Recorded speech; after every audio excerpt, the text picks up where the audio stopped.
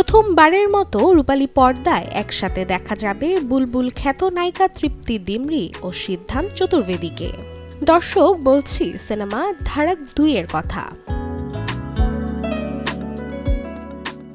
ধর্ম প্রোডাকশন ও জি স্টুডিওজের যৌথ প্রযোজনায় নির্মিত ধারাক 2 পরিচালনা করেছেন সাজিয়া ইকবাল।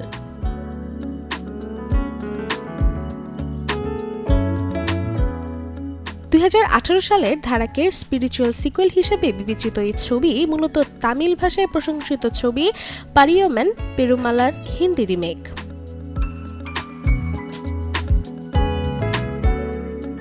প্রচারের স্বার্থে ইতিমধ্যে মুক্তি পেয়েছে সিনেমা ট্রেলার, যেখানে দেখা গেছে কলেজের বেঞ্চে বসে ধীরে ধীরে প্রেমে পড়ে যায় নীলেশ ও বিধি। কিন্তু এই প্রেমের গল্পটি শুধু হৃদয়ের নয়, এটি সমাজ ব্যবস্থার নির্মম বাস্তবতার মুখোমুখি দাঁড় করায় তাদের।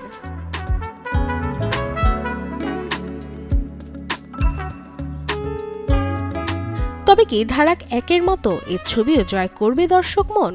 এই সব কিছুর উত্তর মিলবে আসছে 8 আগস্ট ছবি মুক্তিতে।